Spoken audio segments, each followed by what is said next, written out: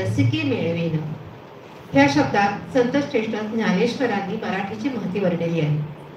अशा ह्या अमृतातही पैजा जिंकणाऱ्या मराठी भाषेला अखेर अभिजात भाषेचा दर्जा नुकताच जाहीर करण्यात आला. खरं तर मुळातच अभिजात असणाऱ्या आपल्या मराठी भाषेला सरकार दरबारी एक मोठं स्थान मिळालं. आज 27 फेब्रुवारी कविवर्य कुसुमाग्रजांची जयंती.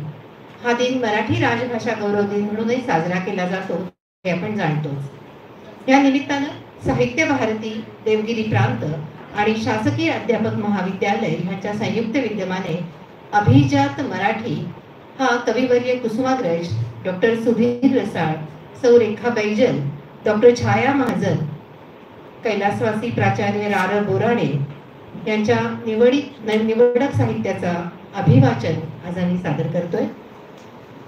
मराठी माझी मातृभाषा आहे आणि त्याचा सार्थ अभिमान आहे आणि खरोखरच आम्ही भाग्यवान आहोत. आम्ही बोलतो मराठी, ऐकतो मराठी. कुसुमाग्रज. मौर्यकालीन इतिहासापासून मराठी भाषेचे पुरावे सापडतात. कुसुमाग्रज आपले तात्या. गोदावरीच्या तटावर जणू शब्दांचं एक मोहोळ होतं. हे मोहोळ मराठी सारस्वताच्या वृक्षाला लगडलेलं होतं. अनेक शब्द साक्षात गोदाबाईने ह्या मोहळाकडे पाठवले होते. ह्या शब्दांनी मध गोळा केला होता, पण दंश मात्र कधीही केला नाही. नाट्य, कथा, कादंबरी ह्या क्षेत्रात तात्यांनी आपला ठसा उमटवलाच होता, पण तात्याचे वाचक सुद्धा ह्या प्रवासात अखंड अभ्यंग स्नान करत होते, चिंब होत होते. गोदावरीच्या ह्या वळणानं मनाचे किनारे सुद्धा मशागत करून फुलवले, डोलवले. विवा शिरवाडकर हे नुसते लेखक राहिले नाही, तर ते चैतन्य बनले, पाऊस बनले, पावसातला आडोसा बनले. ज्ञानपीठाचे दुसरे पाऊल पुन्हा मराठीत पडले. कुसुमाग्रज अग्रणी ठरले, स्वातंत्र्याचे, समतेचे पारसमणी ठरले. हा प्रवास वळणावळणानं पुढे जाणारा. प्राचीन मराठी, ज्ञानदेवांची मराठी आणि आजची मराठी ही तीन मोठी वळणं. मध्यकालीन आर्य भारतीय भाषेचा काळ इसवी सन पूर्व 600 ते 1000 वर्षापूर्वीचा. याच काळात मागधी, अर्धमागधी, पाली यासोबत आली महाराष्ट्राची महाराष्ट्री म्हणजेच मराठी. आज कुसुमाग्रजांचा जन्मदिन. आज आपण मराठी भाषा गौरव दिन म्हणून साजरा करतोय. कुसुमाग्रजांचा शब्द म्हणजे मराठी मुलखाच्या स्वभावासारखा, सरळ, टोकदार, मराठ्यांच्या भाल्यावर टेकलेला, सह्याद्रीच्या कड्यासारखा आभाळात रोखलेला, लेखणीतून सुटावा आणि सरळ मेंदूत उतरावा, तिथून एकच एक अर्थ घेऊन हृदयाला भिडावा असा शब्द. अव्यभिचारी, एकनिष्ठ, सोपा शब्द. कुसुमाग्रजांची कविता थेट आहे, पण तरीही खोल. सोपी आहे, पण तरीही रसरशीत आहे. एकेका पद्यात संपूर्ण नाट्य आपल्या डोळ्यासमोर उभं करण्याचं तिचं सामर्थ्य आहे. अनामवीरा जिथे जाहला चितारणारे कुसुमाग्रज तितक्याच ताकदीनं आड वाटेला दूर एक माळ तरू त्यावरती एकला विशाल असं लिहून जातात. सूर्य आणि पृथ्वीचे दीर्घ प्रेमगीत लिहिणारे कुसुमाग्रज मस्तक ठेवून गेलीस जेव्हा अगतिक माझ्या पायांवरती, ह्या पायांना अदम्य इच्छा ओठ व्हायची झाली होती असं लिहितात. आपण आतून थरारून उठतो. ज्या नजाकतीनं शिरवाडकर नात्यास नाव आपुल्या देऊ नकोस काही असं म्हणतात, तितक्याच आग्रहानं प्रेम कर भिल्लासारखं हेही सांगतात. कुसुमाग्रज हा आयुष्याचा कवी. आयुष्यातल्या प्रत्येक मूडमध्ये तात्यासाहेबांचे शब्द आपला हात धरून आपल्या बरोबर जातात. गरजा जय जयकार किंवा बेडात मराठे वीर दौडले सात या शब्दांनी रोमांच उभे करणारे कुसुमाग्रज हे सुरांनो चंद्र व्हा असं लिहितात, तेव्हाही तितकेच खरे वाटतात, खरे असतात. हीच त्यांची ताकद आहे. आयुष्याच्या प्रवासात कधीही एकटेपणा वाटला की कुसुमाग्रज उघडावे आणि तेजाने भारलेले फक्त लढ म्हणा सांगणारे शब्द आपल्या पापण्यांवर ओढून घ्यावे. गोदावरीच्या पवित्र तेजस्वी पाण्यासारखे.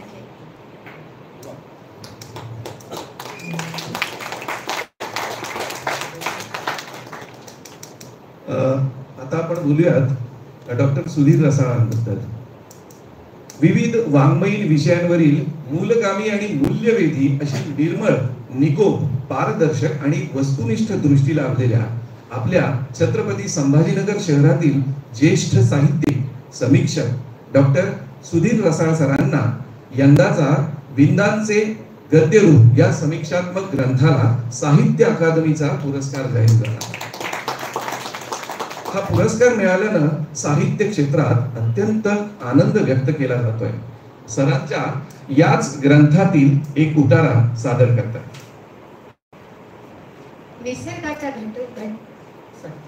निसर्गाच्या घटकातील एकात्म सजीव नात्याचा प्रत्यय फक्त स्पर्श संवेदनेद्वाराच येऊ शकतो. दोन घटकांना जेव्हा निकट येऊन एकमेकांना स्पर्श करावासा वाटतो आणि म्हणून ते जेव्हा असा स्पर्श प्रत्यक्षात अनुभवतात तेव्हा ते त्यांच्यातील एकात्म नात्याचा साक्षात्कार उगीत असतात. करंदीकरांना म्हणूनच स्पर्श संवेदना ही प्राथमिक मूलभूत संवेदना वाटते. इतर संवेदनांच्या आधी फक्त स्पर्श संवेदना होती असं त्यांना वाटतं. ते म्हणतात, पूर्वी प्राणही स्पर्शरूप होता, तो प्राणाचा प्रारंभ होता. त्यावेळी सर्व इंद्रिये स्पर्शांमध्ये दाटलेली होती. सृजनाची ती पहाट होती. ज्यावेळी पहिल्या स्पर्शाचे संवेदन झाले त्याच वेळी आत्म्याचा जन्म झाला. निसर्ग आणि माणूस यांच्यातील नात्याची अशीच मांडणी त्यांच्या शिरावर भार ढगांचा ह्या लेखातील आढळते. झाडाकडे पाहत राहिले की आपणच झाड होतो याचा प्रत्यय त्यांनी इथे ह्या लेखात घडवला. आता ढग आणि आपण यांच्यातील अशाच नात्याचा प्रत्यय शिरावर भार ढगांचा ह्या लेखात ते घडवतात. हिवाळ्यात पहाटे उठून आकाशात असलेल्या ढगांकडे पाहू नये असं करंदीकर म्हणतात, कारण ते पाहिलं की माणूस ढगवेडा होतो. सबंध दिवसभर ढगांना लोभत असतो. ढगांच्याच लईत त्याचं मन फिरू लागतं. ढगासारखं वेडे वाकडे आकार घेतं. सूर्योदयानंतर ढगांच्या आकारांचं नाट्य सुरू होतं. ढग पृथ्वीशी बोलू लागतात. झोप कशी लागली हे पृथ्वीला विचारतात. चांगली लागली, पण चंद्राची चुळबुळ सुरूच होती असं उत्तर तिने दिल्यावर ते सर्वजण हसू लागतात आणि त्यांचा आकार बदलत जातो. दुपारच्या ढगांना आत्मा नसतो. ते शंकराच्या भूतावळीला फितूर असतात. त्यांना माणसाचा आत्मा बघवत नाही. असणं आणि नसणं यांच्या सीमारेषेवर तळपत्या उन्हात आपल्या आत्म्याचं विसर्जन होतं. उरला सुरला आत्मा घारीला काकबली देण्यासाठी ढग वर निघतात. शरीराची एकात्मता नाहीशी होते. अवयव सुटे सुटे होऊ लागतात. विरूप ढगांचा आपल्या भोवती गराडा पडतो. मावळतीचे ढग पाहिल्यावर आपली मालवलेली इंद्रिये पुन्हा देऊ लागतात. मराठीतील महत्वाच्या लेखिका आणि अनुवादिका म्हणून डॉक्टर छाया महाजन प्रसिद्ध आहेत. गेल्या 4 दशकांपासून विविध वाङ्मय प्रकारांमधून त्यांनी महत्वाची आणि मौलिक स्वरूपाची निर्मिती केली. त्यांनी काव्य या वाङ्मय प्रकारापासून लेखनाला सुरुवात केली. कथा, कादंबरी, ललित गद्य, अनुवाद, बालसाहित्य या प्रकारांमधून त्यांची 40 पुस्तकं प्रकाशित झाली. त्यांच्या कथात्म साहित्यानं वेगळी अशी मुद्रा मराठी साहित्य विश्वावर उमटवली. मानवी नात्यातील निरंतर ओढ, उत्कटता, वळण, गुंतागुंत, तणाव आणि शोकांत भाव याचं चित्रण त्यांच्या कथेत आहे. सादर करीत आहोत त्यांची जाणीव ही कथा.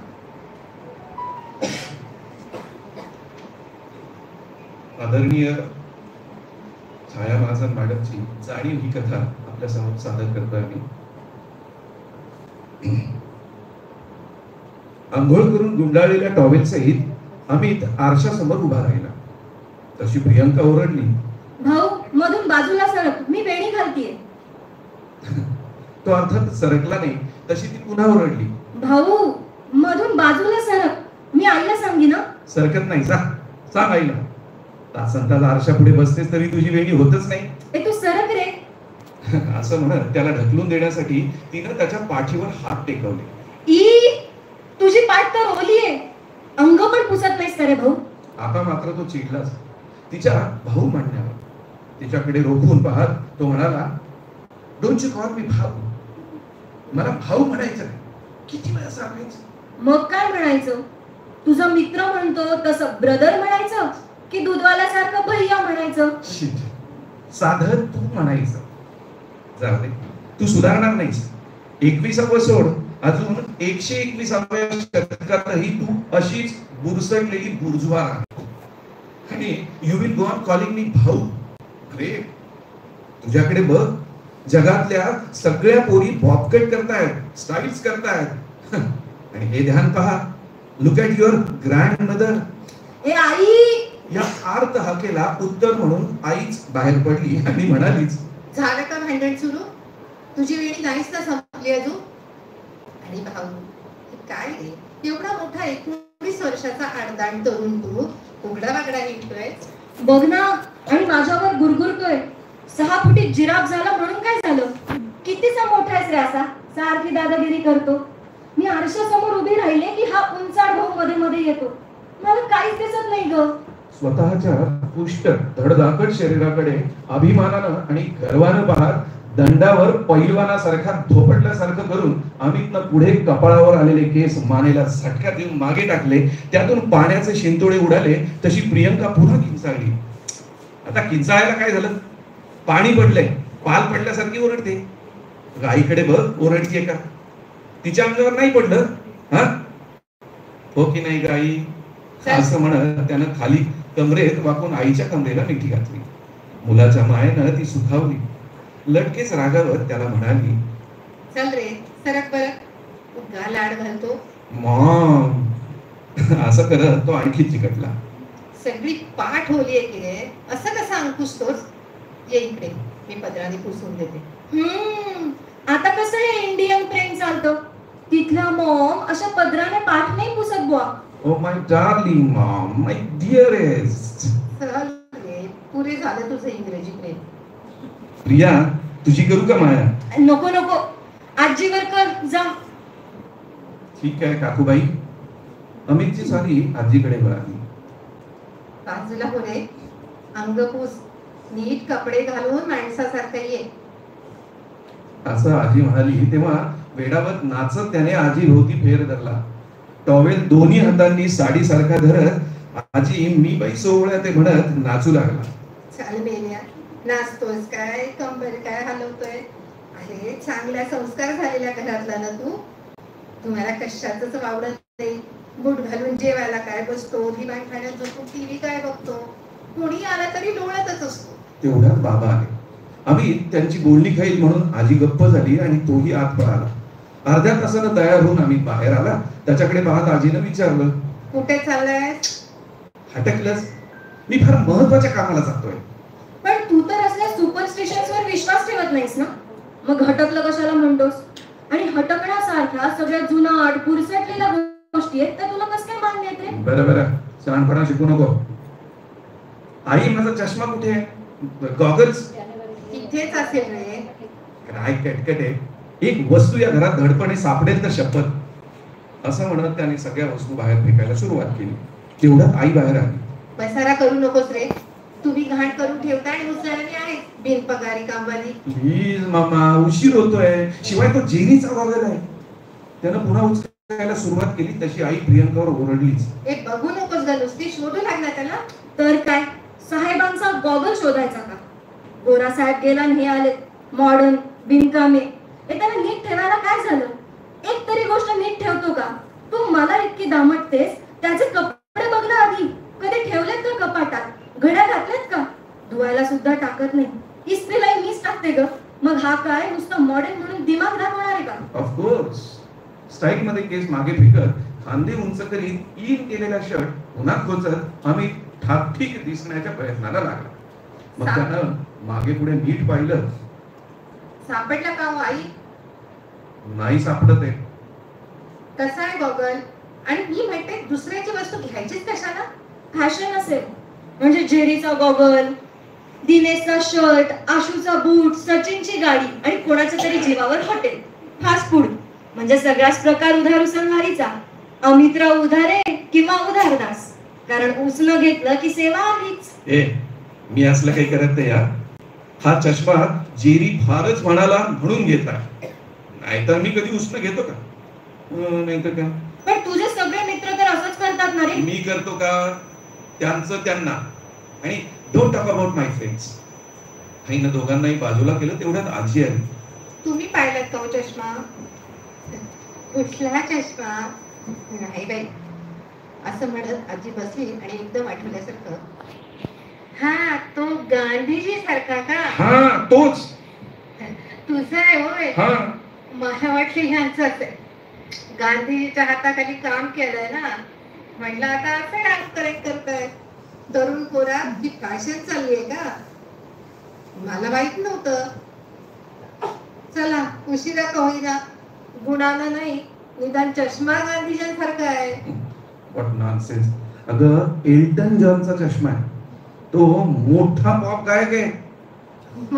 मग गांधींनी त्यांच्यासारखा चष्मा घातला असेल, काय सांगता? आजी प्लीज प्लीज बोर नको करू.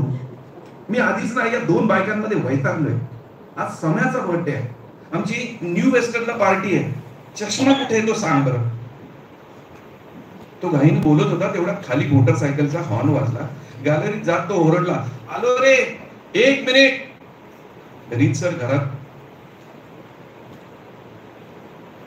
घरात येऊन बोलवता येत नाही का रे? आजोबा कुठून तरी उगवले आणि बोललेच. तेवढ्यात आम्ही त्रासिक आवाजात म्हणाला, तुम्हाला भीतात, तुम्ही उच्च संस्कारित आहात, ते सगळे मॉड आहेत, वर येत नाहीत तेच बरं आहे. नाहीतर आपला सगळा पारंपरिक पचपचाट, देव धर्म आणि कर्मकांड, पाया पडणं आणि कुंकू वाहणं, लाडू करणं आणि पुरणपोळी खाणं त्यांना जमत नाही आजोबा. उगाच मी आपला साधा सुधा पोरगा आहे म्हणून तुम्ही आमचे इतर मित्र पहा कधी. काय पाहणार, फॅशनेबल असतील. एवढ्यात पुन्हा खाली भोंगा वाजला. आजीच्या हातातून जवळजवळ चष्मा ओढूनच घेत तो नंतर सांगतो तुम्हाला असं म्हणत धांगा टाकीत खाली उतरला सुद्धा. संस्कार मनसाहिना असं म्हणत आजोबांनी निश्वास टाकला. त्याला सगळी सूट आहे. मी त्या दिवशी मिडी घे म्हटलं तर नाही. तो हॉटेलिंग करतो, रात्री उशिरा घरी येतो, रात्री 2-2 वाजेपर्यंत टीव्ही पाहतो, सगळं चालतं त्याचं. मुलगा आहे ना, भारतीय संस्कृतीत मुलाचं केवढं महत्व. शेवटी पाणी पाजतो ना, पण हा आत्ताच पाणी पाजतोय. त्याच्या पेट्रोलसाठी आई गुपचूप पैसे देते. त्याला अभ्यासाला बस म्हणून ओरडते तरी का? तो कसले पारोसेच कपडे घालतो, 10 दिवस धुत नाही, आणि ती पाय दाखवत घातलेली अर्धी चड्डी ती चालते का तुम्हाला? ती सुद्धा महिनाभर न धुता घालतोय. ही गचाळ कुठला? आईने प्रियंकाचा हात धरला. ब्रेक लागल्यासारखी ती गप्प बसली. पार्टीहून आम्ही 10ला परतला. दारातच बाबा घरी नसल्याचं त्याला कळालं. बुटासहित तो आत आला. समोर आजोबा बसले होते. येताच त्याने कॅसेट टाकून साऊंड सिस्टीम सुरू केली. मोठ्या आवाजात माईक जॅक्सनचं गाणं सुरू केलं. त्या ठाण ठाण तालावर तो नाचू लागला. त्याचा नाच पाहताना आजीला हसू आलं आणि आजोबांनी वर्तमानपत्र तोंडापुढे धरलं. तेवढ्यात प्रियंका आली. ए मला पण सांग ना या स्टेप्स. बस त्याचा मूड केला. ए तुम्ही मुली म्हणजे ना, मैत्रीण असली तर चालते. त्या कशा मॉड असतात, mod. Jeans, top, bobs, style, manners. एकूणच आमची यंग जनरेशन पूर्ण वास्तववादी. वैताग नाही, मन करेल तसं राहावं, खावं प्यावं, नाचावं, बागडावं, आनंद करावा. म्हणजे गाड्या उडवाव्या, टपऱ्यांवर खावं, टोप्या उलट्या घालाव्या, कानात डोल घालावे, केसांची वेणी येईल एवढे ते वाढवावे, बरमुडा घालून बाहेर पडावं. ते सगळं करावं जे पाहून सामान्य माणूस आवासून बघत राहील. तिच्या बोलण्याकडे दुर्लक्ष करीत आजी म्हणाली, पण तू आणली होती ती कच्ची दाबेली, तिची चव चांगली होती बरं. दॅट्स लाईक माय ग्रँडमॉम. जा झोपायला जा जरा. एवढ्यात आजोबांनी फरमान सोडलं. हे घरच बुरसटलेलं आहे. ही तरुण मुलगी पहा, घराची रचना पहा, इथले नियम पहा. आधी कॅसेटचा आवाज कमी कर, माझ्या कानाचे पडदे फाटतील. अमितची तडतड सुरूच झाली. मोठे हाऊस या शिट. इथे काही गंमत नाही, एन्जॉयमेंट नाही, नुसतेच नियम.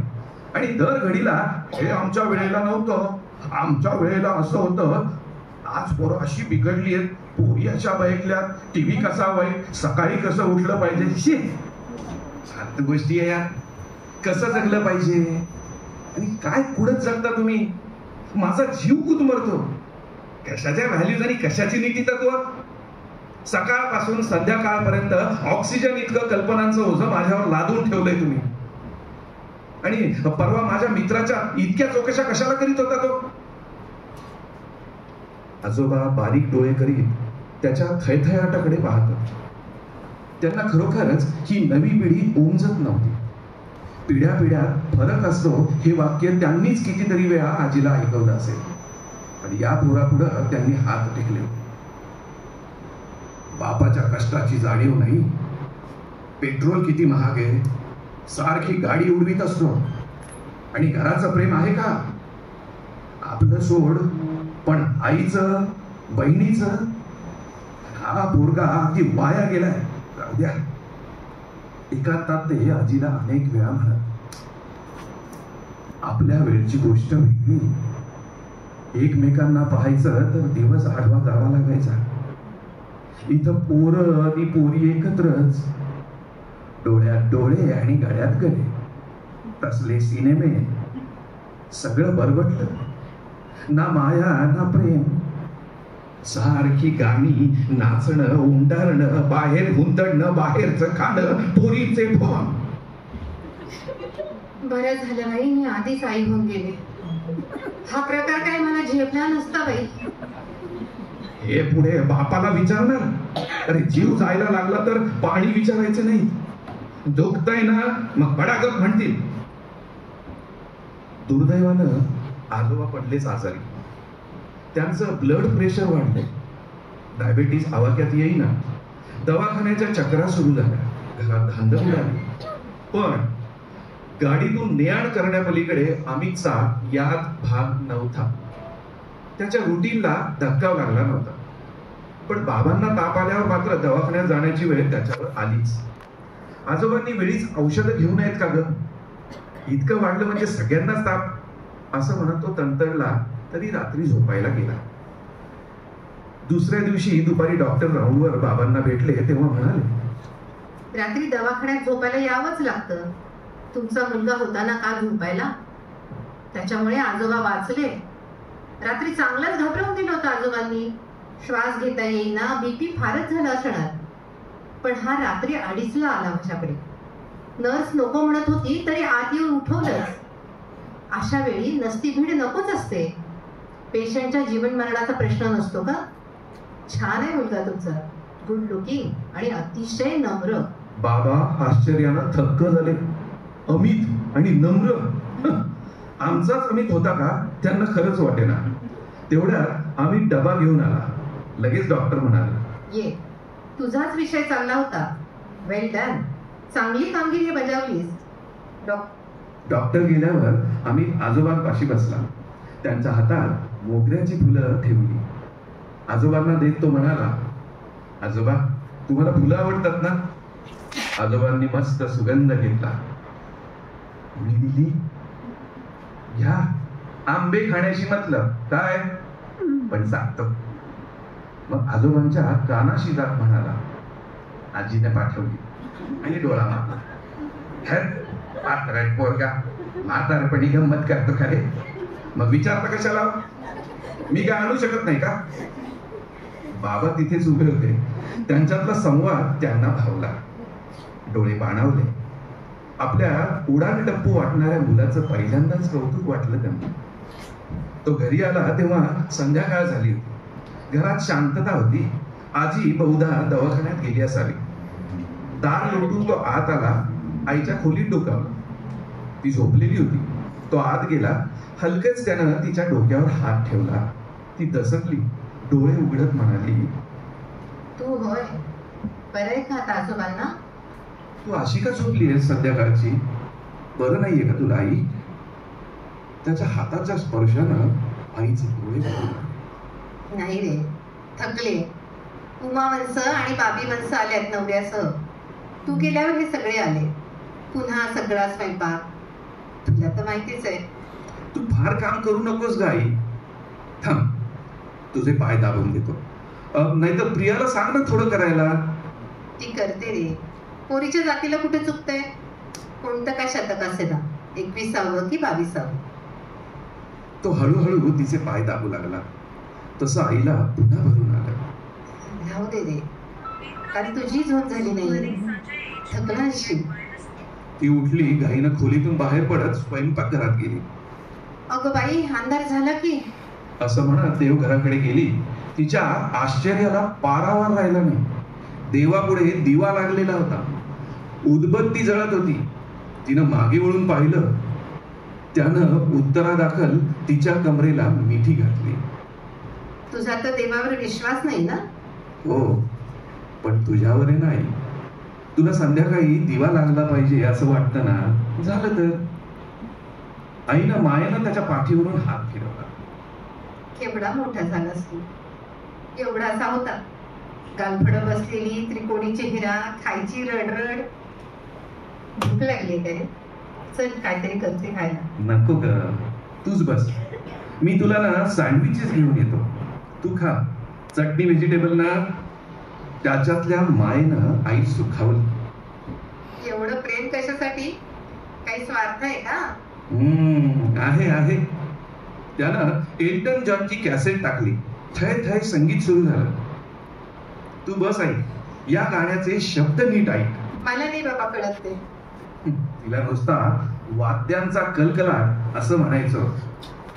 अगं आई, नीट ऐक. तो म्हणतो, वादळात दीपस्तंभ असतो तशी तू आहेस, अविचल लाटांच्या तडाख्यांमध्ये घेरलेली, तरीही शांत. बाजूच्या कल्लोळातून तुझ्यापाशी आलं तर घनदाट जंगलातली शांतता लागते. आणि तुझ्या हृदयाचे ठोके दाट शांत जंगलातल्या पावसासारखे वाटतात. अशा कुठे त्या ओळी? असं म्हटलंय त्या? माय डिअर वेडी मॉम, अगं हे मी म्हणतोय. बघ आता याच तालावर तो कसं म्हणतो. त्यानं तिला उभं केलं. त्यानं तिच्या चेहऱ्यावरून आईनं मुलाच्या चेहऱ्यावर फिरवावा तसा हात फिरवला. तुझ्या चेहऱ्यावरच्या कष्टाच्या रेषा माझ्या तळव्यांनी पुसून काढतोय. तू एखाद्या दीपस्तंभासारखी आहेस. अमित आईच्या हातांना धरून तिला हलकं झुलवीत होता. दारात बाबा आणि प्रियंका उभे असल्याची जाणीवही त्याला नव्हती. कुठेतरी लावलेल्या बीजानं नुसता अंकुर धरला नव्हता, तर नक्की जोम धरला होता हे सगळ्यांना जाणवलं. त्याच्या बिनधास्त नाचऱ्या हसऱ्या चेहऱ्यामागं 2 पदरी इंद्रधनुष्य दिसत होतं. 2 भिन्न दिशांना जोडणार. पूर्व आणि पश्चिम यांचा तो संगम पाहताना आईबाबांच्या पाणावलेल्या डोळ्यात अजिबात गढूळपणा नव्हता, भीतीही नव्हती. बोळक्या तोंडानं हसणाऱ्या आजीला कळलं होतं की आता बाहेरून कितीही वादळ आदळली तरी भयाचं कारण अजिबात नव्हतं. धन्यवाद.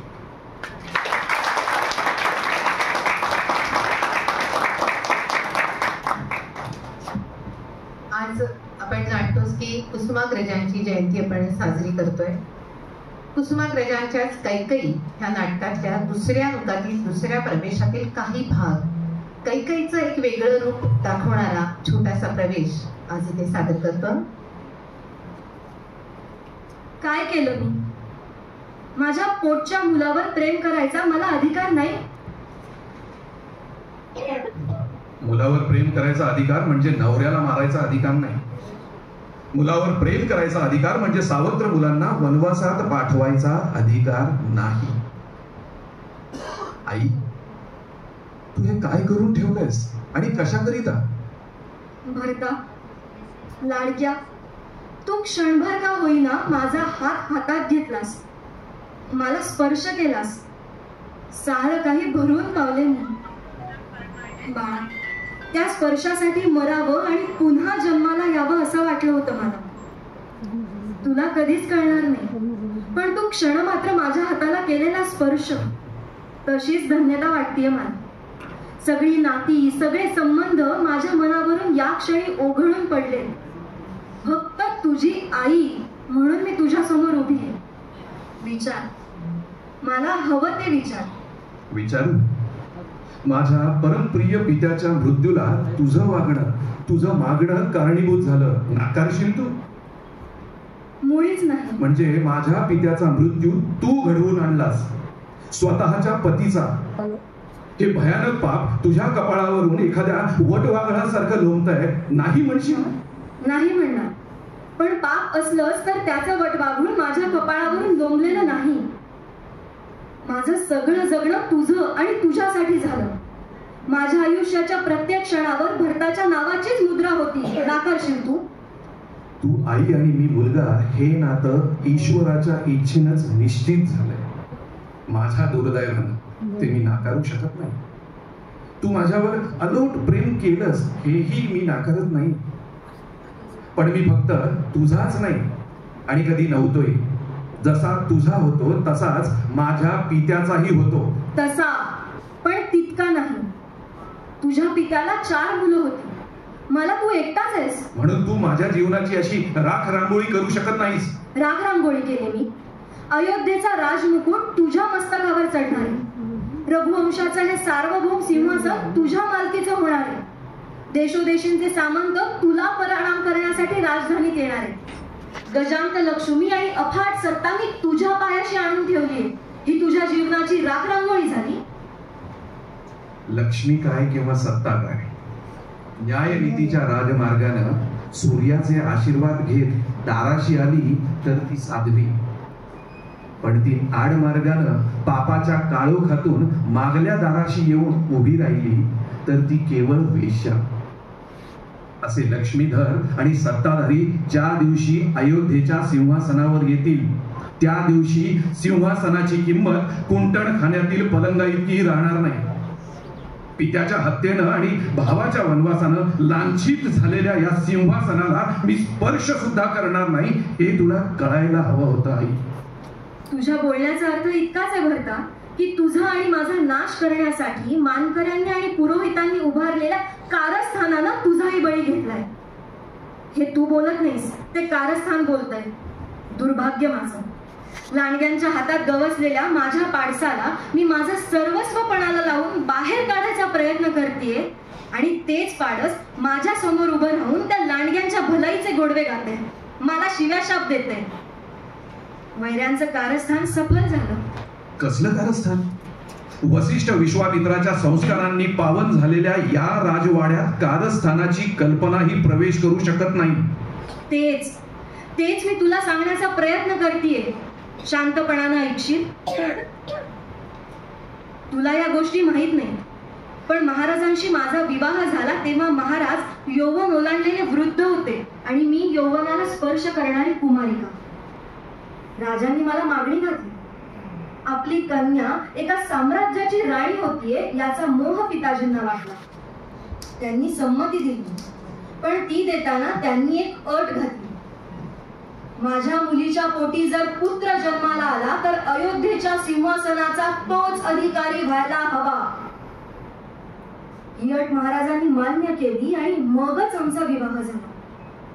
रामाला राज्याभिषेक करताना या अटीचं बंधन महाराजांवर नव्हतं का, की रघुवंशातील सम्राटांनी केवळ नवाळीतल्या मुली आपल्या राणी वशात ओढण्यासाठी वाटेल ती अभिवाचना द्यायची आणि नंतर प्रसंग येताच ती उकिरड्यावर फेकून द्यायची? हो, पण हे कोणाला माहितीये? सर्वांना, मंत्र्यांना, पुरोहितांना आणि बहुधा कौशल्यालाही.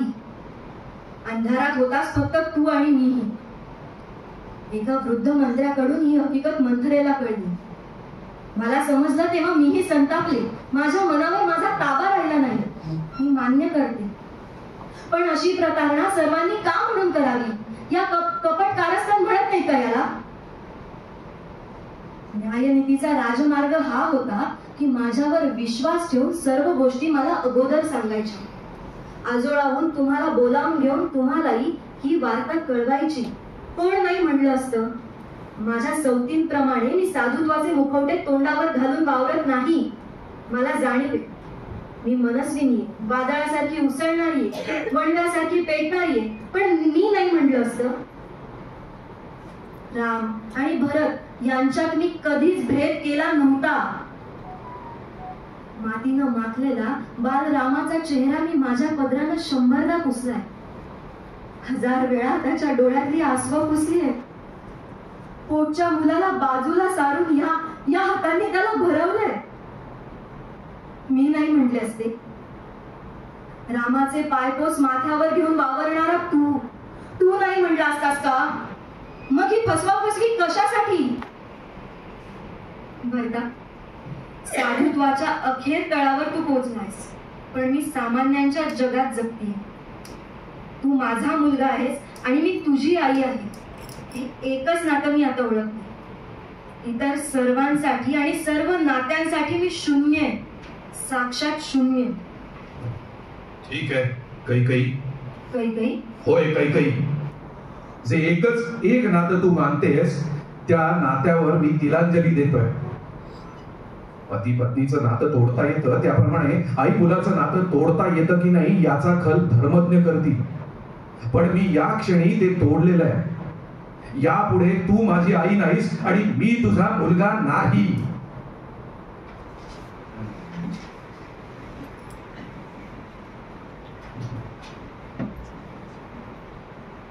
आजचा हा जो अभिवाचनाचा कार्यक्रम सादर होतोय, या कार्यक्रमासाठी ज्यांचं मोलाचं सहकार्य आम्हाला लाभलं असे डॉक्टर नागेश अंकुशसर, जे सध्या सरस्वती भुवन कला महाविद्यालयात मराठीचे प्राध्यापक म्हणून कार्यरत आहेत.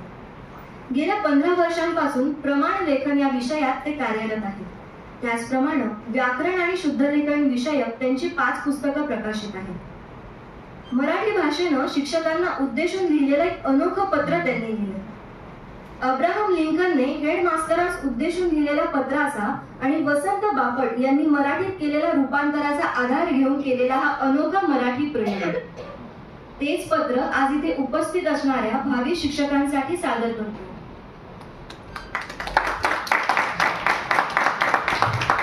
मराठी भाषेने शिक्षकांना उद्देशून लिहिलेलं हे अनोखं पत्र. प्रिय गुरुजी, सगळे शब्द रस्व नसतात सगळे दीर्घही. सगळे शब्द रस्व नसतात सगळे दीर्घही हे अवश्य शिकवाच मुलांना शालेय स्तरावर. मात्र त्याला हे देखील शिकवा, सगळे शब्द नियमांप्रमाणे लिहिता येत नसतात. प्रत्येक नियमांना अपवादही असतो म्हणावं. बहुतांश प्रमाण भाषेतील शब्द असतात, तसे असतात काही शब्द बोली भाषेतलेही. ते सरावाने ओळखता आले पाहिजे म्हणावं. जोडाक्षरे क्लिष्ट शब्द असतात, तसे असतात सुलभ सोपे शब्दही. इंग्रजी शब्दांना मराठी प्रतिशब्द ठाऊक असेल तर ते वापरण्याचा संकोच करू नको म्हणावं. मला माहितीये प्रमाण भाषेशी निगडीत सगळ्याच गोष्टी एका शैक्षणिक स्तरात एकाच वेळी नाही शिकवता येत. तरीही त्याला बोली भाषा आणि प्रमाण भाषेतला फरक नक्की समजावून सांगत राहावा. जमलं तर त्याच्या मनावर ठसवा. भाषेचा अभ्यास केवळ परीक्षेतल्या मार्कांसाठी करायचाच नसतो. जमलं तर त्याच्या मनावर ठसवा. भाषेचा अभ्यास केवळ परीक्षेतल्या मार्कांसाठीच करायचाच नसतो.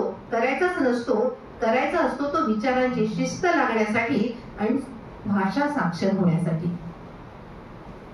स्वतःच्या मनाने लिहिलेला एखादा एकच परिच्छेद दुसऱ्यांच्या आयत्या मिळालेल्या किंवा पाहून लिहिलेल्या मजकुरापेक्षा आनंददायी आणि उमेद जागवणारा असतो. बोली भाषा कुठे वापरायची आणि प्रमाण भाषा कुठे वापरायची ते त्याला शिकवा, आणि शिकवा त्याला अनौपचारिक वातावरणात बोली भाषेची लाज वाटू देऊ नकोस आणि न्यूनगंड बाळगू नकोस. तुमच्या चिकाटी आणि भाषिक आस्था असेल तर त्याच्यात भाषा अभ्यासाची अभिरुची रुजवा, कारण राष्ट्रीय शिक्षण धोरणात त्यावर अधिक भर दिलेला आहे. त्याला दुसऱ्याच्या मजकुराची नक्कल करण्यापासून कटाक्षाने दूर राहायला शिकवा, आणि शिकवा त्याला मलाही चांगलं लिहिता येतं ही उभारी बाळगायला.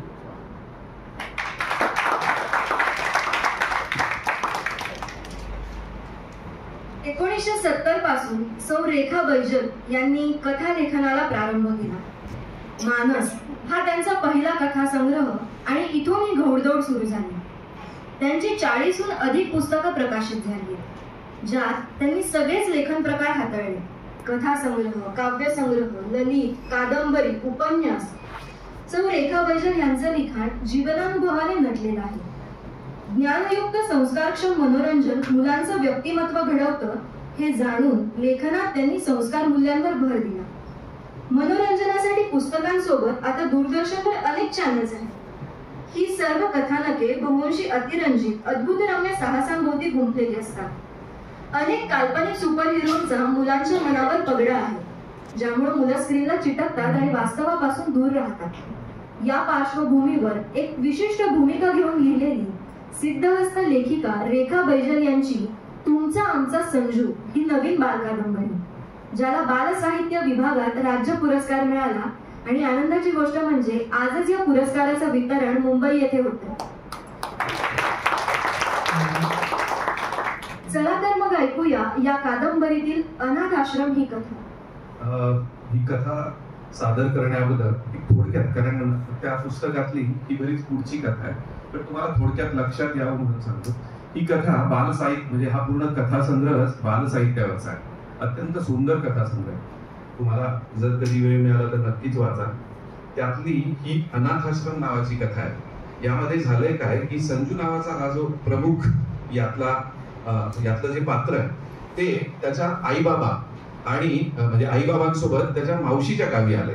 त्याचे मावशी आणि काका, आणि त्याचे मावशी आणि काका म्हणजे त्याचे जे काका आहेत ते त्या गावातलं त्या गावामध्ये काही अनाथ आश्रम चालवतात. त्यातल्या मुलांचा ते सांभाळ करतात त्यांच्या परीने. तर त्याच्यावर वेधलेली ही कथा आहे. एक थोडक्यात तुम्हाला कल्पना यावी म्हणून, कारण ही मध्येच वाचतोय. अनाथ आश्रम. विशाल सतरंजीवर अभ्यास करत बसला होता. 9वीचा निकाल लागला होता. विशालला A+ मिळालं होतं, कॉपी न करता पूर्ण अभ्यास करून. बालगृहातली इतर मुलं काही उत्तीर्ण झाली होती, काही पुढे ढकलली गेली होती. परीक्षा पद्धती बंद झाल्यानं कोणीही अभ्यास फारसा मनावर घेतला नव्हता. काही मुलांना तर नीटचं वाचताही येत नव्हतं. पण विशालला आपल्या बापूंचे शेवटचे शब्द आठवत होते. बापूंनी आपल्या पत्रात त्याला लिहिलं होतं, विशालच्या आईला लिहिलं होतं, तुला विशालला आणि सगुणाला सोडून जातोय. कर्जबाजारी झाल्यानं आत्महत्याखेरीज दुसरा मार्ग समोर दिसत नाही. पण विशाल हुशार. माझी इच्छा आहे की विशालनं खूप शिकावं, चांगलं कमवावं आणि तुला सांभाळावं, सगुणाचं लग्न लावावं. या दुष्काळानं माझा जीव घेतला, असा जीव कोणाचा जाऊ नये म्हणून विशालनं अधिकारी व्हावं, गरजवंतांसाठी काम करावं. आणखी खूप काही, पण स्वतःबद्दलचे शब्द मात्र विशालच्या मनावर कोरल्या गेले होते. लहान खेड्यातली लहान शाळा, तालुका किंवा जिल्ह्याच्या गावावरून येणं जाणं करणारे शिक्षक, यात विशालचं शिक्षण नीट होत नव्हतं. अखेर त्यानं बालगृहात राहण्यासाठी अर्ज केला. महिला व बाल त्याला हे बालगृह मंजूर करण्यात आलं. बाजूच्या बऱ्याचशा शाळेत त्याची ऍडमिशनही झाली. सुरुवातीला आईची आठवण येऊन विशालला रडू यायचं. आईच्या हातची प्रेमानं खाऊ घातलेली मीठ भाकरही गोड वाटायची. बालगृहात कधी वरणपोळी, कधी भाजी पोळी. समवयस्क मुलं पूर्ण दिवस शाळेत, संध्याकाळी मुलांशी खेळण्यात आणि जेवणानंतरचा वेळ अभ्यासात जायचा. इतर मुलं टिवल्या बावल्या करायची, पण विशालला जेवणाच्या प्रार्थनेनंतर बापूंचे शब्द आठवायचे. खूप शिकायचं. हा निश्चय तो रोज करायचा. इंग्रजी व्याकरण, गणित, विज्ञान समजून घ्यायचा आणि अभ्यासाचा परिणाम त्याच्या निकालावर पडलाच. सरांनी पाठीवर हात फिरवून विशालचं कौतुक केलं. विशाल, बालगृहात राहून छान मार्क मिळवलेस रे. आता सुट्टीतही गावी जाशील तर 10वीचा अभ्यास सुरू कर. तुझ्यासाठी मी 10वीची पुस्तकं आणि नोट्स एका विद्यार्थ्याकडून घेऊन ठेवल्या. त्या तू गावी घेऊन जावं आणि सुट्टी वाया घालू नको. सरांनी दिलेली पुस्तकं, नोट्स घेऊन विशाल बालगृहात आला. सरांचे शब्द आठवून तो निराश होत होता.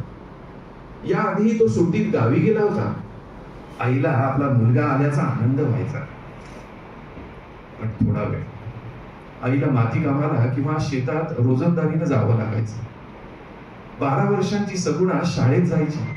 जाताना येताना 2 घरची कामं करायची. तिथंच तिला 2 घास खायलाही मिळायचे. आई थकून यायची, सगुणा आणि ती मिळून चूल पेटू घालायच्या. आई भाकरी थापायची, सगुणा ठेचा करायची. 12 वर्षांची सगुणा अकाली मोठी झाली. आई जेवल्यावर आडवी व्हायची. विशाल कोणाच्या तरी शेतावर कामाला जायचा.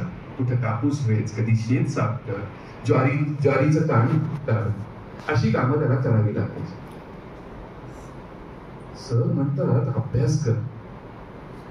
गावी गेलं की अभ्यासाला वेळ कसा मिळणार?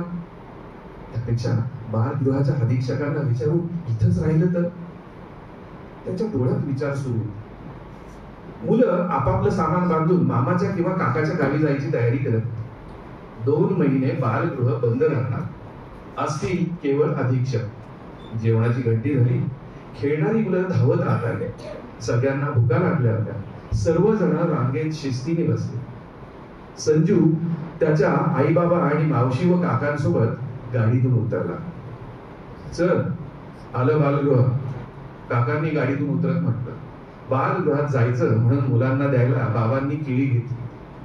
आई बाबा, काका मावशी, संजू आणि बाकीचे सर्वजण आत आले. मुलं हात जोडून प्रार्थना करीत होती. समोर वाढलेलं ताट होतं. ताटात वरण आणि चपाती होती. अधीक्षकांनी सर्वांचं स्वागत केलं. जेवा सगळे, असं काकांनी म्हटलं तशी मुलांनी जेवायला सुरुवात केली. मुलं काका आणि मावशीकडे पाहून हसत होती.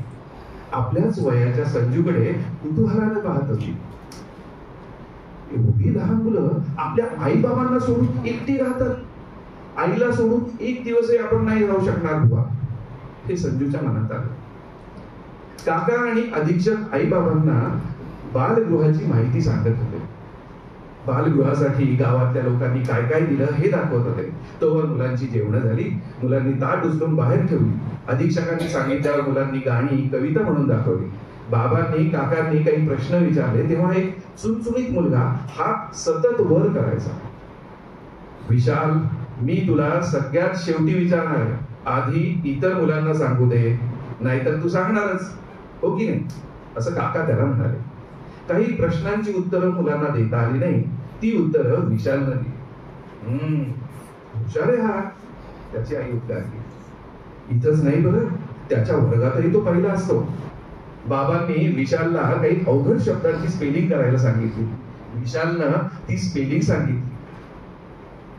बाबा आई आतल्या खोलीत गेले. आत एक मुलगा झोपून होता. काय झालं हो याला? काकांनी अधीक्षकांना विचारलं. अहो ताप आलाय. डॉक्टरांकडे नेलं का? हो हो, आताच दाखवून आणलं. त्यांनी इंजेक्शन दिलंय, बरं वाटेल म्हणताय. 7-8 वर्षांचा मुलगा. आईचं मन कणवेनं भरून आलं. आईनं त्याच्या अंगावरून हात फिरवला. मुलानं संकुचून अंग आकसून घेतलं. संजू ते सर्व पाहून विचारात पडला. आपल्याला एवढं मोठं घर आहे, घरात एक रूम आपली आणि रूपाताईची आहे, आपली वेगळी अलमारी आहे, त्यात आपले कपडे आणि पुस्तकं असतात. दुसऱ्या अलमारीत खेळाचं सामान आणि ताईचं सामान असतं. इथं तर एका बंकर बेडवर 4 मुलं झोपतात. त्याच्या खालच्या जागेत प्रत्येकाची ट्रंक आहे, त्यात 2-3 कपडे. आपल्याला आई 10 तऱ्हेचे पदार्थ खायला करते, तेही आपल्याला नकोसे वाटतं. आपल्याला नेहमी हॉटेलमध्ये जावं असं वाटतं. इथं मुलांना भरपूर पाण्याचं वरण आणि जाड जोड पोळी, तरीही तक्रार न करता मुलं जेवतायत. आपल्याला एवढंच लागलं की आई डेटॉल न धुते, सोफ्रामायसिन लावते, बँडेज बांधते. ताप आला तर विचारूच नका, जवळ बसून राहते, अंगावरून हात फिरवते. पण इथं हा मुलगा आजारी पडलाय, त्याच्याजवळ कोणीच नाही. अधीक्षक मध्येच एखादी चक्कर मारतात तेवढंच. आणि तो विशाल आपल्या ताईच्या वयाचा. किती हुशार आहे ना तो. धीट आहे, पटापट उत्तर देतो. तो जर आपल्या शाळेसारख्या शाळेत असता तर केवढा शिकला असता. मुलांचे फाटके कपडे, रोड शरीर, सर्वच जण पाहतो.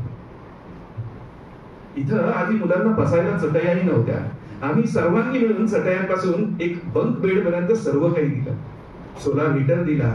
त्यांच्या झोपडीपेक्षा इथं ही मुलं तशी चांगल्या परिस्थितीत आहेत. कदाचित सुट्टीत गावी गेलं की ऍडजस्ट होणंच अवघड जात असेल. खेड्या पाण्यात तर पाण्याचीही वाढवा. हा, पण शेवटी आईचं प्रेम ते आईचंच. ती मायेची ऊब इथं कशी मिळेल हो. खरंय, काकांच्या या बोलण्यावर आई उद्गारली. अशी किती अनाथालय तुमच्या गावात आहेत? बघा, जिल्ह्याचं शहर आहे म्हणून 7-8 अनाथालय आहेत. त्यापैकी 3 आम्ही लोकसहभागातून डेव्हलप केली आणि आता हळूहळू बाकीची विकसित करायचा संकल्प आहे. बरं, या मुलांचा खर्च आणि इमारत भाडं कोण देतं? अहो, सरकार, म्हणजे महिला आणि बाल कल्याण खातं प्रत्येक मुलासाठी 1250 रुपये देतात. तेवढ्यात मुलांचं 2 वेळचं जेवण, 1 वेळचा नाश्ता, इमारत भाडं 30,000, वीज बिल, साबण, तेल, औषध कर्मचाऱ्यांचा पगार. बाप रे, म्हणजे 100 मुलांसाठी आलेल्या 90,000 इतकं सगळं भागवायचं. आणि ते भागतं. बाबांनी हिशोब करतच विचारलं, अहो कसं भागेल? 30 रुपये किलो तूर डाळ 150 रुपये किलो झाली. वरण पोळीही देणं अवघड होतं आणि त्या 95,000आतही भ्रष्टाचार होतो. हे म्हणजे प्रेताच्या टाळूवरचं लोणी खाणं झालं की बाबा तिडकीनं म्हणाले. हो ना, काय लोकांनी तारतम्य सोडले हो. या शेतकऱ्याच्या मुलांना चांगलं जगणंही अवघड झालं. कर्मचाऱ्यांच्या समस्या तर वेगळ्याच. बाहेर मुलं खेळत होती, संजू त्यांच्यात मिसळला, मुलं आनंदात होती. त्या अवघड परिस्थितीशी ही समरसलेली होती. तेवढ्यात विशाल काकांजवळ आला. बाबा, पुढचं वर्ष 10वीचं आहे. मला सुट्टीत गावी न जाता इथं राहावं वाटतंय. काय ना, गावी अभ्यास होत नाही हो. तसंच कोचिंग क्लासच्या बाहेर थांबलं तर थोडंफार ऐकू येतं तिथे. मला इथे राहायची परवानगी द्यायला सांगा ना अधीक्षक सरांना. काकांनी अधीक्षकांना बोलावलं, विचारपूस केली. सर, सगळी मुलं गावी जातील, स्वयंपाकीण बाई नसतील, याच्या जेवणाचा प्रश्न राहील ना? तुमचं जेवण? हो, मी मेस मध्ये जेवतो. ठीक आहे, मी मेसचे पैसे देतो, तुम्ही याला ठेवून घ्या. एवढ्या आवडीनं शिकतो म्हणतोय तर शिकू द्या हो. विशालचा चेहरा आनंदानं उचलला. बाबा त्याच्याकडे पाहत होते. बरं, तुला पुढे काय व्हायचंय रे विशाल? मला ना, बरं, आता झोप पाहू. उद्या सकाळीच आपल्याला इथल्या लोकांनी केलेल्या पाण्यासाठीचं काम पाहायला जायचंय. लवकर उठायचंय, लवकर उठायचंय. हा, हो हो. संजूला डोळे मिटले.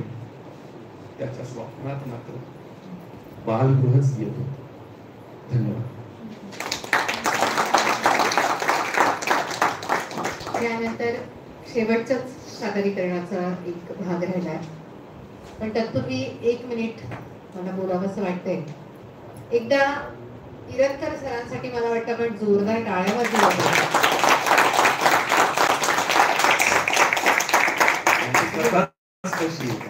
इरतकर सरांनी ह्या कार्यक्रमात यावं, ह्या मागची माझा तो उद्देश होता, माझी जी इच्छा होती ती आज सफल झाली असं मला वाटतंय. कारण ते स्वतःही एक शिक्षक आहेत आणि आपण सगळे भावी शिक्षक आहात. वाचन किती प्रभावी असावं, त्याच्यातले भाव कसे उतरले पाहिजे हे आम्ही पण अर्थात त्यांच्याकडून अजून शिकतोय. आपल्यापैकी कुणाला आज ह्यातनं काही शिकायला मिळालं असेल तर ह्या सगळ्या धडपडीचं म्हणजे काय वाटतं, आमचा उद्देश सफल झाला असं आम्हाला नक्कीच वाटेल. आणि ह्या शेवटच्या सादरीकरणाआधी मी प्राचार्य मॅडमचे मनापासून आभार मानते. कारण अनेक उपक्रम सातत्याने आमचे चालू असतात, पण त्यातले काही असे असतात की जे अगदी प्रकर्षाने असं वाटतं की BEd कॉलेज, अध्यापक महाविद्यालयातच व्हावे, कारण त्याचं योग्य ठिकाणी ते जाणार आहेत. आणि त्या तुमच्या भावी आयुष्यात जर थोडा जरी काही खारीचा वाटा आम्ही उचलला असेल, तुम्हाला कधीतरी सादरीकरण करताना आमची आठवण आली तर ह्या निराळे यश काय असेल. तुम्हा सगळ्यांचे खरं तर खूप खूप आभार की तुम्ही इतकं तन्मयतेने आम्हाला ऐकताय. आणि ह्यानंतर शेवटची कविता आम्ही इथे सादर करतोय. आजच्या कार्यक्रमाचं समापन या कवितेने करतोय.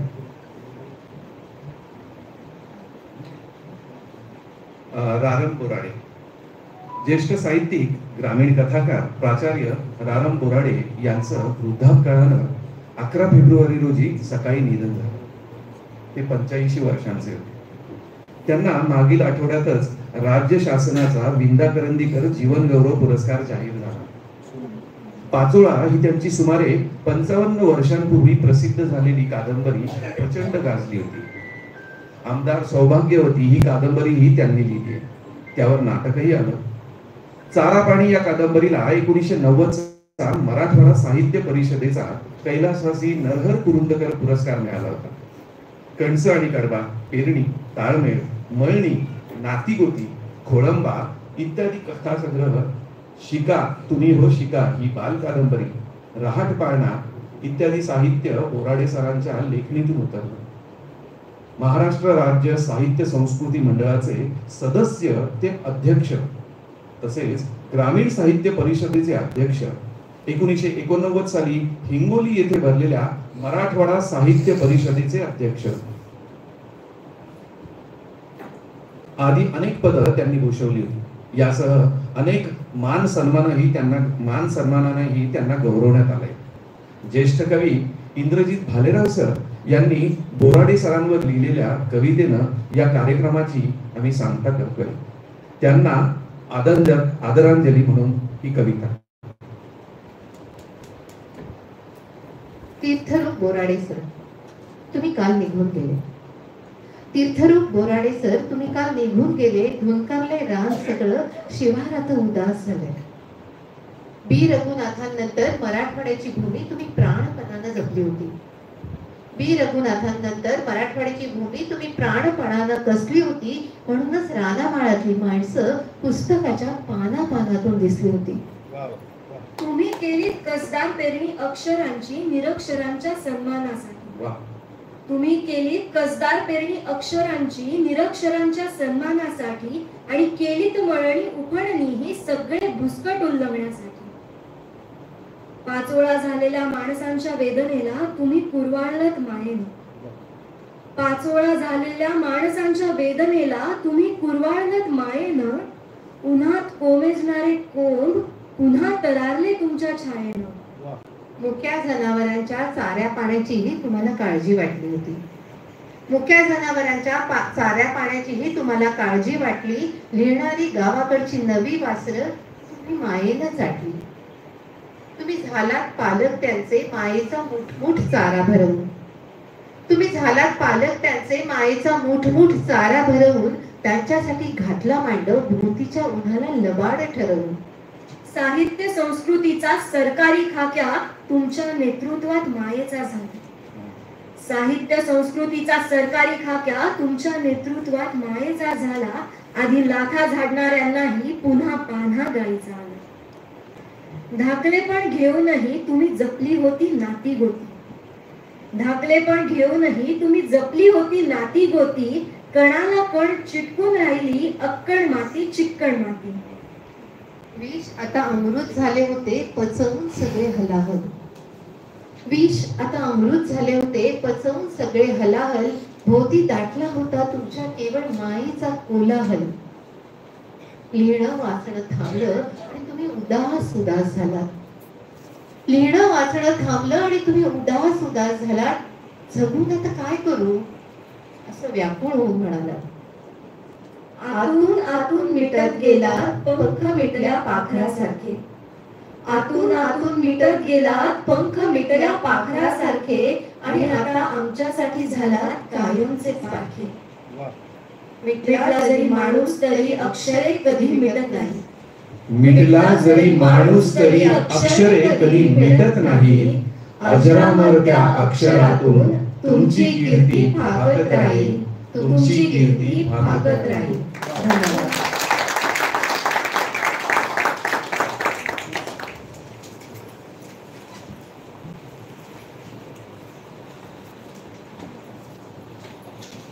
साहित्य भारती छत्रपती संभाजीनगर शाखेचे अध्यक्ष नवनाथजी पवार सरांना मी विनंती करते की आपल्या साहित्य भारतीतर्फे आपणही आपलं मनोगत मांडावं.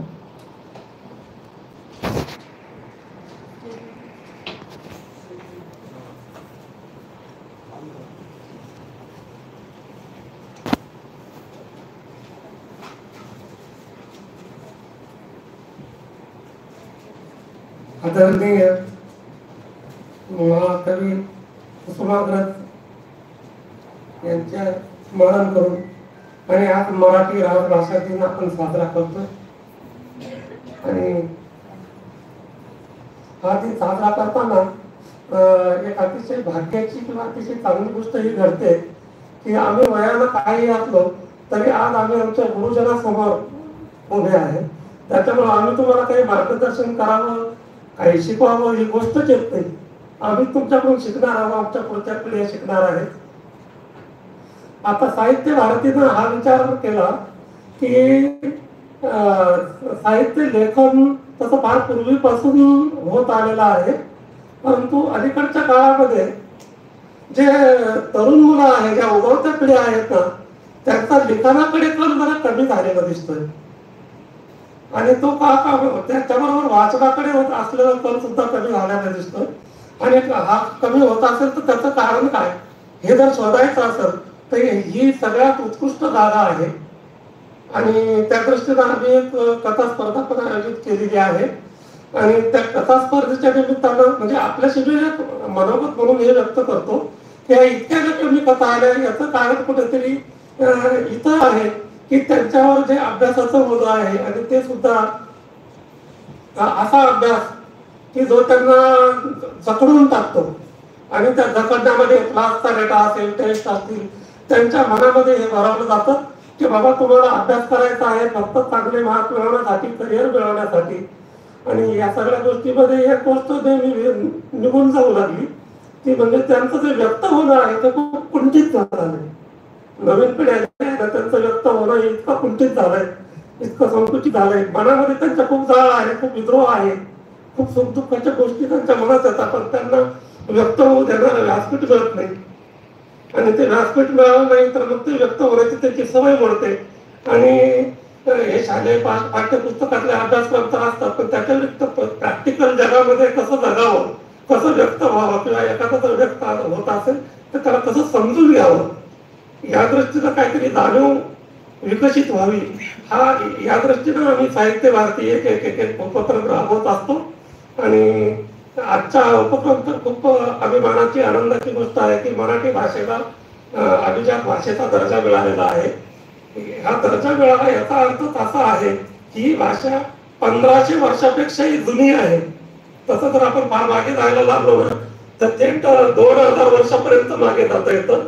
जेव्हा की पैठणला सातवाहन राजवट होती तेव्हापासून मराठी उमलत आलेली आहे, वेगवेगळ्या टप्प्यावरती विकसित होत आलेली आहे. आणि मराठी भाषेत लिहिलेला एक शिलालेख हा सुद्धा 1100 वर्ष जुना आहे. तो श्रवण बेळगोळा या ठिकाणी चामुंडा राजे तडवी गेले ह्या ओळीमध्ये लिहिलेला आहे. म्हणजे त्याच्या खूप वर्ष आधीपासून मराठी भाषा तिचं व्याकरण सुद्धा सिद्ध झालेलं होतं.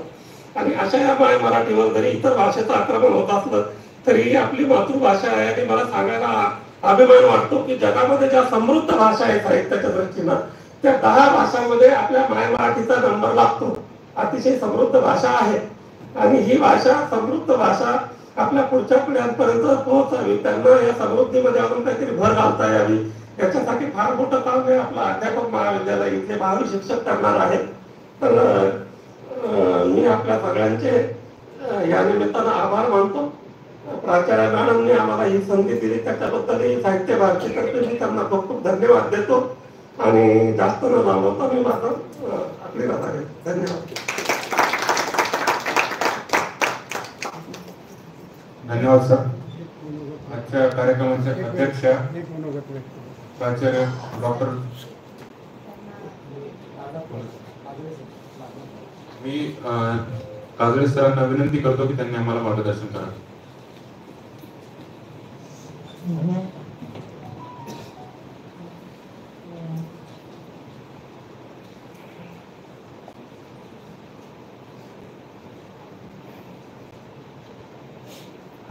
आपल्या या व्यासपीठावर असलेले सगळे मान्यवर, माझ्या या महाविद्यालयाच्या प्राचार्य चौंडेकर मॅडम आणि इथे जमलेले सगळे शिक्षक वृंद, मला न राहता थोडंसं मनोगत व्यक्त करावं म्हणून मी आपल्या समोर उभा आहे.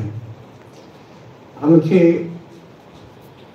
श्रमशक्ती श्रमशक्ती कला आविष्कार ही एक नाट्यसंस्था आहे आणि या नाट्यसंस्थेत आम्ही अनेक नाटकं सादर केली. त्याच्यापैकी प्रारंभ बोराडे सरांचं पाचोळा हे कादंबरीवरून अनुवादित केलेलं नाटक आम्ही केलं होतं आणि त्या नाटकाला नाट्य स्पर्धेमध्ये एकूण 8 प्राइजेस मिळाले होते. दिग्दर्शनाचं, स्त्री अभिनयाचं आणि दिग्दर्शन, स्त्री अभिनय आणि नेपथ्य ही 3 पहिली पारितोषिक मिळाली होती आणि त्याच्यात प्रकाश योजना, संगीत अशी ही दुसऱ्या क्रमांकाची पारितोषिक मिळाली होती आणि ती वैयक्तिक पारितोषिक होती. आणि हे नाटक त्यावेळेस बोराडे साहेब वैजापूरच्या विनायकराव महाविद्यालयामध्ये प्राचार्य होते आणि पत्रव्यवहार मार्फत लेखकाची परवानगी म्हणून आम्ही त्यांना मागितली होती आणि त्यांनी पत्रानेच मला पाठवले होते.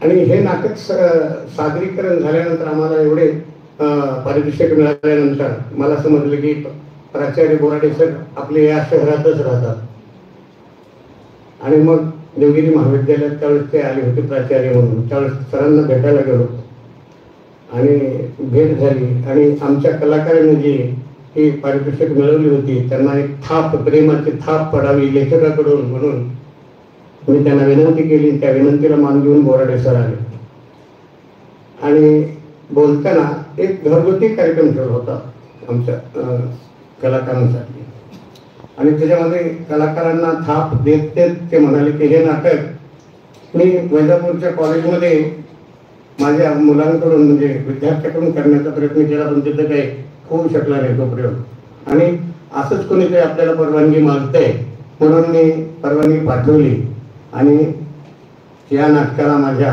अनुवादित नाटकाला 8 प्राइजेस मिळाली. मला खूप आनंद झाला पण दुःख, खंत अशी आहे की हे नाटक माझंच नाटक मला बघायला मिळाले मी शहरात असून सुद्धा. त्यावेळेस आपल्या नाट्य क्षेत्रातले जे पीपल्स कॉलेजचे प्राध्यापक महाजन सर म्हणून होते त्यांनी मला म्हटलं अरे तुम्ही काजळेला सांगा ना तुम्ही हे प्रयोग माझ्यासाठी लावून म्हणून. आता सरांनी एवढं म्हटल्यानंतर आणि महाजन सरांनी असं सूचना केल्यानंतर मी लगेचच उठलो आणि एक प्रयोग तुमच्यासाठी लावतो आणि एकनाथ मंदिरात तो प्रयोग केला. त्यानंतर त्यांचं बंधमुक्ता हे एक नाटक आम्ही सादर केलं, त्यालाही 5 पारितोषिक मिळाले आणि अशा पद्धतीनं माझे आणि बोराडे सरांचे वैयक्तिक संबंध आले. हा बोराडे सरांचा विषय झाला. आणखी एक सांगायची गोष्ट म्हणजे साहित्य भारतीतर्फे आणि तुमच्या ह्या महाविद्यालयातर्फे हा तुम्ही कार्यक्रम घेतला आहे. जे आमचे जिल्हाध्यक्ष म्हणून आहेत साहित्य भारतीचे ते पण एक प्रतिदेश लेखक आहेत, कथा लेखक आहेत, नाट्य लेखक आहेत. त्यांनी सादर केलेली जवळजवळ म्हणजे त्यांनी लिहिलेली नाटकं मी सादर केलेली आहेत आणि त्याच्यामध्ये 9 नाटकाला त्यांच्या लेखनाचं पारितोषिक मिळालेलं आहे. त्यातल्या त्यात त्यांना एक नाटक त्यांना लिहून मागायचं आणि ते लिहून द्यायचे मला. असे त्यांचे एवढे नाटकं जवळजवळ 10-11 नाटकं सादर केले स्टेजवर. त्याच्यामध्ये गेल्या वर्षी आम्ही संगीत उर्वशी म्हणून संगीत नाटक स्पर्धेमध्ये कोल्हापूरला प्रयोग करून आलो. त्याच्यामध्ये सरांनी आणि इथे एक प्रयोग केला कामगार स्पर्धेमध्ये. त्या संगीत नाटकाला इथं कामगार स्पर्धेमध्ये त्याच्यातले गाणी काही कट करून फक्त 2 गाणी ठेवून, संगीत नाटक स्पर्धा नसल्यामुळे 2 गाणी ठेवून बाकीचं नाटक आम्ही सादर केलं आणि त्याच्यामध्ये मी संगीत दिग्दर्शन माझ्याकडून होतं म्हणजे संगीत नियोजन माझ्याकडून होतं. त्या नाटकाला सुद्धा 2ऱ्या क्रमांकाचं पारितोषिक संगीताचं मिळालं आणि जो उर्वशी आणि पुरुरवा याच्या प्रेम कहाणीवरती नाटक आधारित होतं. त्या पुरुरवाचा जो पात्र करत होता त्याला सुद्धा एक अभिनयाचं चांगलं पारितोषिक मिळालं. अशा पद्धतीनं इथं आपण आपल्या ज्या साहित्य भारती अध्यक्ष म्हणून लाभलेले आहेत ते एक चांगले उत्कृष्ट लेखक आहेत असं या ठिकाणी सांगायचं आहे. आणि हे असे जे उपक्रम आहेत ते मी राबवले ते असेच उपक्रम करता आले तर आणखी या मराठी भाषा अभिजात भाषेचा मराठीला दर्जा मिळाला तर अनेक लोकांपर्यंत हे जावं मराठीचं लेखन आणि अनेक लोकांना मराठी भाषा नाटक हे आपली स्वतःची भाषा सुधारण्यासाठी असतं, भाषा शैली सुधारण्यासाठी असतं. 4 लोकात आता जसं अभिवाचन तुम्ही या कलाकाराकडून ऐकलं तसंच आपल्यालाही कुठंतरी स्थान मिळेल अशा पद्धतीनं लोकांची धडपड सुरुवात व्हावी याचा पाठीमागचा हा उद्देश आहे. म्हणून त्या ठिकाणी मी जे काही वस्तू तुम्हाला वाटलं ते आपल्यासमोर मांडलं. धन्यवाद. या निमित्तानं आणखीन एक गोष्ट जी अर्थात तुम्हाला सगळ्यांना माहिती असेल, तुमच्या प्राचार्य डॉक्टर चौंडेकर मॅडम ह्या सुद्धा उत्तम लेखिका आहेत आणि त्यांच्या अनेक एकांकिका त्यांनी लिहिल्या आहेत आणि त्याचंही सादरीकरण होत असतं. पुढच्या वेळी मॅडम मला तुमच्या एकांकिकेवरती काम करून इथे यायला नक्की आवडेल. आमचे दिग्दर्शक सर आपल्या सोबत आहेत आणि तुमच्या विद्यार्थ्यांपैकी ज्यांना कोणाला त्याच्यात सहभाग घेण्यासाठी तुम्ही सांगाल, आपण त्यांच्यासोबत हा एक प्रयोग नक्की करू. आणि पुन्हा आताच एक बालनाट्य स्पर्धा झाली, ते मॅडमने लिहिलेलंच बालनाट्य मी सादर केलं, त्याला दुसऱ्या क्रमांकाचं पारितोषिक मिळालं. विसरलो ते महत्वाचं होतं की आता जे कादळे सर बोलले तर चौंडेकर मॅडमच्या एकांकिकेवर सुद्धा त्यांनी मला वाटतं नाट्य स्पर्धेमध्ये बालनाट्य स्पर्धेमध्ये पारितोषिक मिळवलंय. आणि खरोखर अशा प्राचार्य तुम्हाला मिळाले हे तुमचंही भाग्य आहे आणि त्यांच्या निमित्तानं आम्हाला तुमच्यापर्यंत पोहोचता येतं हे आमचंही भाग्य आहे. धन्यवाद. कार्यक्रमाचा शेवटचा टप्पा अध्यक्षीय समारोप. मी कार्यक्रमाचे अध्यक्ष